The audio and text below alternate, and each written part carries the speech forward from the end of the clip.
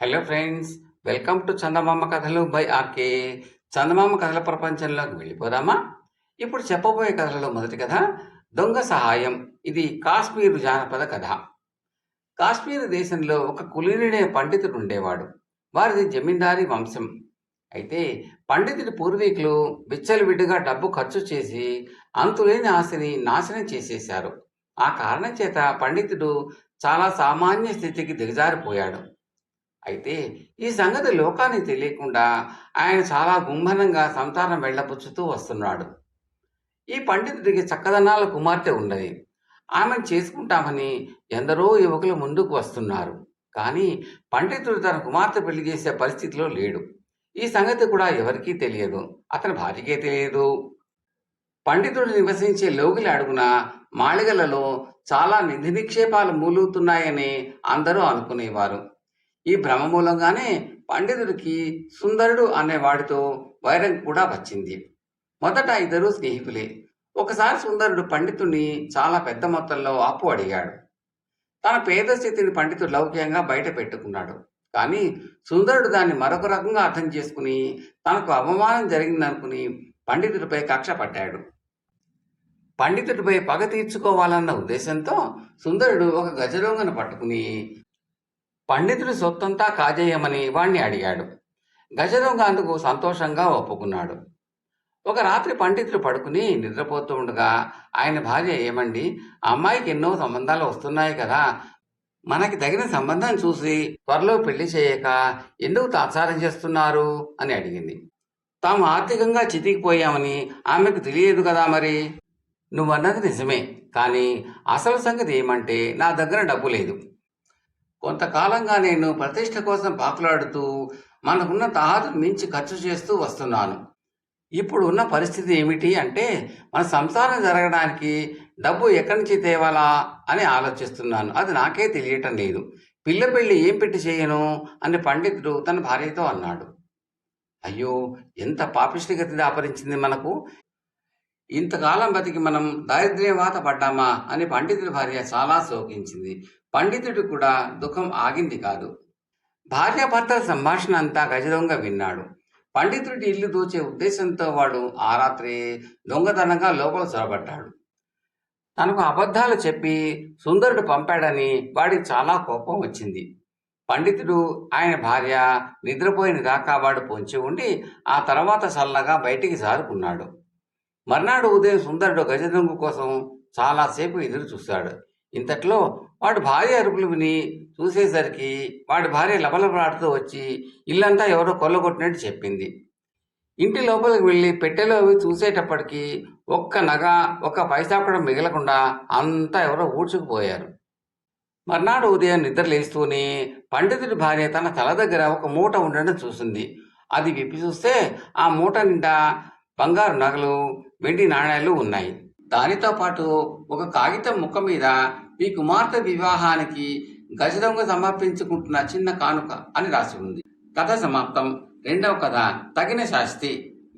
ఈ కథను రాసిన వారు శ్రీ ఆనూరు త్రినాథ్ గారు, చికాగోలు. పూర్వం మధురా నగరాన్ని జయపాలుడు అనే రాజు పాలించేవాడు.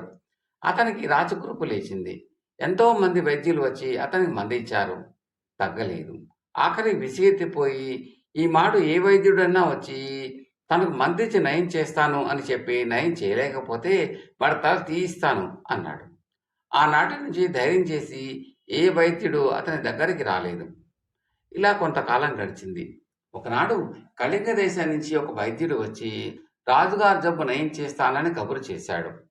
మంత్రులు వృధాగా ఎందుకు చేస్తావు అని అతను ఎంతో చెప్పారు. అయినా కళింగ వైద్యుడు ససేమిరా అన్నాడు. రాజుగారికి ఈ సంగతి తెలిసి వైద్యుని వైద్యం చేయడానికి రమ్మన్నాడు. కళింగ వైద్యుడు ఏదో ఆకుపసరు తీసుకువచ్చి రాజుగారి కురుపు మీద రాశాడు. ఆ తర్వాత ఏవో రంగురంగుల పూలు ఆ కురుపు మీద వేసి కట్టాడు.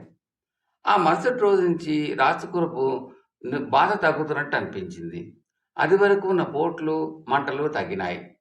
4 రోజులు గడిచేసరికి పుండు బాగా మాని నల్ల పెచ్చు కట్టింది. మరి 4 రోజులు గడిచేసరికి పుండు ఆనవాలైనా లేకుండా పోయింది. రాజుగారు చాలా సంతోషం వేసింది. కళింగ వైద్యుడిని ఆ రోజు మొదలు తన ఆస్థాన వైద్యుడిగా ఉండమని కోరాడు. సరే అన్నాడు కళింగ వైద్యుడు. మరికొద్ది రోజులకి రాణికి జబ్బు చేసింది. కళింగ వైద్యుడు ఆమె జబ్బుని 3 పూటల్లో నయం చేశాడు. ఇది చూసిన దగ్గర నుంచి రాజుకి కళింగ వైద్యుడి మీద అభిమానము, నమ్మకము ఇంకా ఎక్కువ కాసాగినాయి. ఏ పని చేసినా కళింగ వైద్యుడి సలహా తీసుకొని చేసేవాడు కాడు. ఎక్కడికి వెళ్ళినా కళింగ వైద్యుడిని కూడా వెంట పెట్టుకుని వెళ్ళేవాడు. ఇదంతా చూస్తూ ఉంటే మంత్రికి కళ్ళు పుట్టినాయి. ఇలాగే మరికొన్ని రోజులు గడిస్తే నా ఉద్యోగానికే ముప్పు వస్తుంది. ఆ వైద్యుడిని మంత్రిగా చేసుకుంటాడు. అందుకని వీలైనంత త్వరగా ఆ కళింగ వైద్యుడిని చంపించేదే మంచిది అనుకున్నాడు మంత్రి. ఇలా ఆలోచించిన మంత్రి ఒకనాడు రాజు ఒంటరిగా ఉన్నప్పుడు పోయి ఇలా అన్నాడు. మహారాజా, తమరిప్పుడు ఆస్థానంలో ఉంటున్న కళింగ వైద్యుడి చేతిలో మోసపోయారు. అతను నిజానికి మీ మేలు కొది రాలేదు. అతను మన శత్రు రాజ్యం నుంచి వచ్చిన గూఢచారి. మన రహస్యాలు కనుక్కొని పోయి మన రాజ్యం మీద దండెత్తడానికి ఈ వేషం వేస్తున్నాడు. మీరు పాపం అతని మాయలో పడిపోయారు. మీ మంత్రిగా ఉండి మీ మేలు కోరే వాటిని గనక ఈ సంగతి చెబుతున్నాను. ఇప్పటికైనా అతన్ని త్వరగా పంపించేస్తే మంచిది. తీరా ప్రాణాల మీదకి వచ్చిన తర్వాత విచారించి ప్రయోజనం ఏమీ ఉండదు. ఇది నా సలహా. మీకు నచ్చితే అలా చేయండి అన్నాడు. ఇది వినేసరికి రాజు చాలా ఆశ్చర్యం వేసింది. తన చెవులను తానే నమ్మలేకపోయాడు. ఎంతో ప్రమాదమైన నా రాజగురుపును నయం చేశాడు. నా రాణికి జబ్బు చేస్తే నేను అడగకుండానే ఏదో మందిచ్చి ఇట్టే నయం చేసేశాడు. ఆ తర్వాత సోదరుడు వలె నాతో తిరుగుతున్నాడు. అలాంటి వాడు నన్ను మోసం చేయడానికి చూస్తున్నాడు అంటే నేను ఎలా నమ్ముతాను మంత్రి? ఏదైనా నిదర్శనం ఉందా మీ దగ్గర అని అడిగాడు రాజు. రాజు ఇలా అడుగుతాడని ముందే ఊహించిన మంత్రి కళింగ వైద్యుడు రాసినట్లుగా ఏవో దొంగ ఉత్తరాలు రాసి తనతో పాటు తెచ్చాడు. రాజు ఇలా అనగానే మంత్రి ఆ ఉత్తరాలు చూపుతూ, నిదర్శనాలకేమి తక్కువ? మీరు ఇలా అంటారని నేను ఆ కళింగ వైద్యుడు మన శత్రురాజుకు రాసిన ఉత్తరాలు సంగ్రహించగలిగాను. ఇదిగో చూడండి అన్నాడు. రాజు ఆ ఉత్తరాలన్నీ చూశాడు. మంత్రి చెప్పిందంతా నిజమే కదా అని నమ్మాడు. రాజుకి తగిన ఆగ్రహం కలిగింది. రాజు తన భటులతో వెళ్ళి ఆ కళింగ వైద్యుడిని బంధించి తీసుకురండి అని పంపాడు.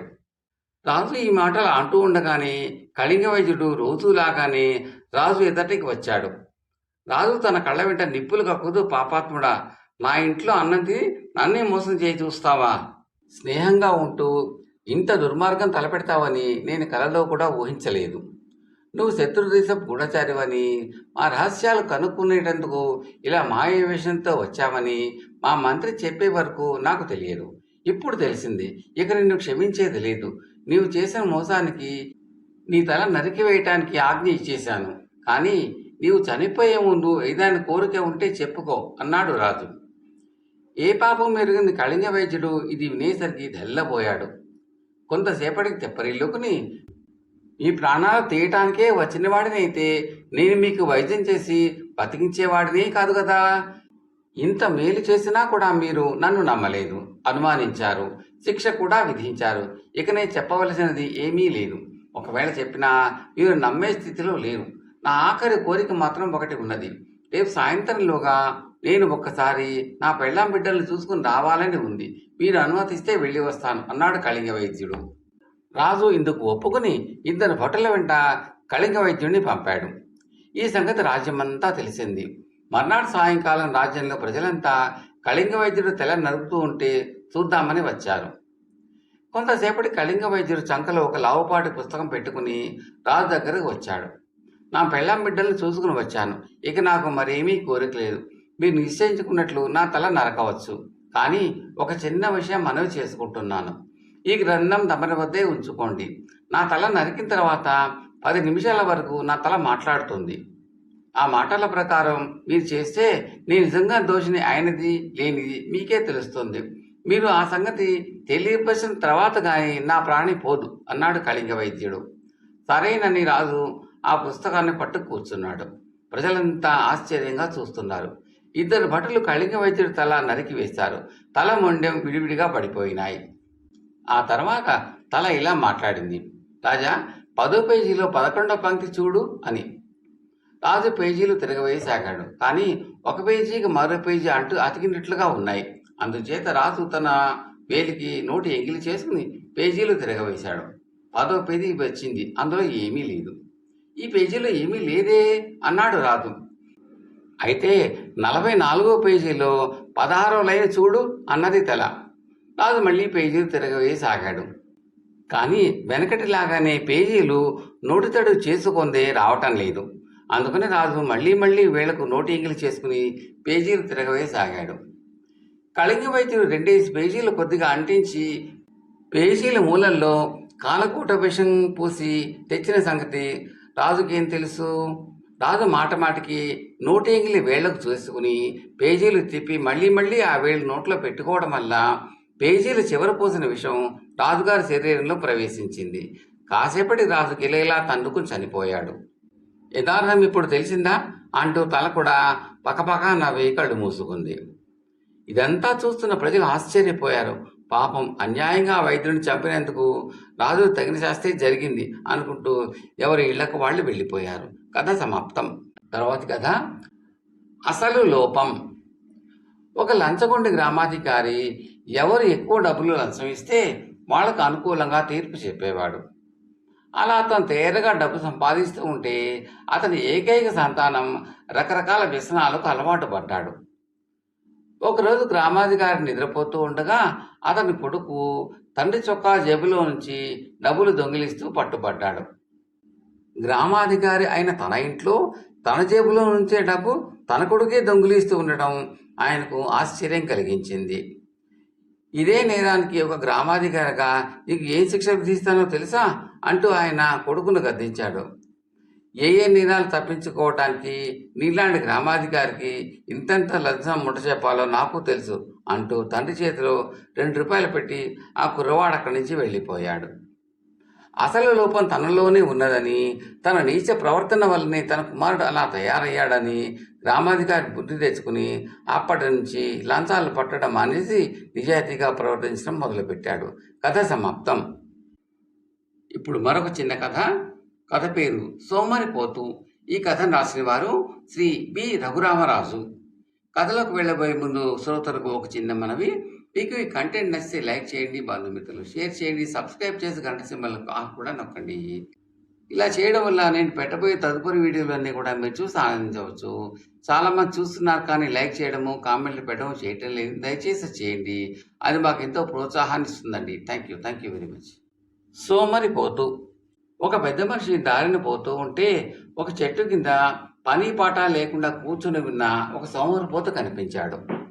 వాడిని మందలించే ఉద్దేశంతో ఆయన, వయసులో ఉన్నావు, అలా ఊరికే కాలం గడపకపోతే ఏదైనా పని చేసుకోరాదా అన్నాడు. పని చేస్తే ఏమొస్తుంది అని ఎదురు ప్రశ్న వేశాడు సోమరి.